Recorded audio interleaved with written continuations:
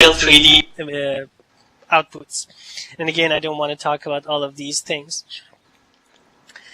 I mentioned speech synthesis as another way of output text-to-speech. We have seen examples of them. I'm pretty sure all of us have seen some examples of speech synthesis. In general, I only mentioned two things in case for some of you who might be interested in the speech synthesis topics. There are generally two ways of doing this. Sometimes we call them basically rule-based or data-based systems. What does that mean? That means that in the data-based systems, we basically have different small elements of sound and we combine them together. For example, all the possible sounds that we can create are stored in a database, and the system, based on the text that you have, combine these things to create a word. And some other systems, instead of doing this, they model the vocal tract of a human and then they create all of the sounds. Each one of these things has its own advantages and disadvantages, and honestly at this point we are not going to talk about all of these stuff. And as I said, another common way of providing input-output that is becoming more common these days is using the sense of touch and haptic feedbacks. As I said, force feedback, the vibration that you get on your game console is a simple example of it.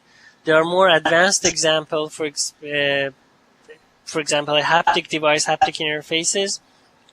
This is the one that we have in our school, which is a very simple one. You can buy something like this for a couple $100 and use it in some softwares that are haptic enabled, basically. It basically provides you to have a 3D movement, which is the input part, like a 3D mouse. And also as the output part, it provides force feedback. So if you for example, your hand is moving towards a wall, you actually get a force feedback and you cannot move forward. Or if you're going through water, you get a little bit of friction and resistance. And using this, you can actually have a very realistic experience of moving your hand through a virtual environment and detecting different types of textures, different resistance of the environment and things like that. And last but not least, if you remember the case studies that I said at the beginning, the evolution of interactivity on the web is another interesting thing. And when you're creating web applications, here in general, we're looking at a different way of interactivity. We're still, on the web, you're still using probably mouse and keyboard, but the objects that you create on your GUI and the tools that you create are also can be quite different. For example, in the old examples of websites, the only thing that you had were links. So links were a way of creating interactivity. You click on a link to go somewhere else to get a new content.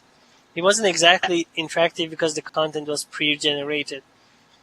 And then you had basically this thing called Common Gateway Interface, or CGI. I think I have CGA there. It's not correct. It's CGI. Which was basically having a code on your server that allows to dynamically create content and send back to your browser.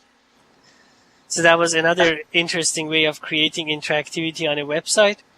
All sort of different scripts and active objects that have been developed for web technologies are a different way of creating interactivity. So now, instead of having a very static text or image on the screen of your browser, you have interactive components that you can do things with them. And this whole thing brings us to this new idea of interactive web, or Web 2, which includes a lot of new features that are all targeted for interactivity on the website. Things from wikis and guest books and forums and a whole bunch of other things that you guys are all familiar with. So I know that this was a very, very quick kind of review, but as I said, the point of this presentation was to kind of introduce the concept of interactivity. What do we mean by interactivity and how it's usually done, at least in terms of technologies for input and output. Remember that there's a third component to interactivity, and that's processing this data and generating the output that we didn't even touch. For all of these technologies that I mentioned, we just quickly mentioned the technology for providing the input and providing the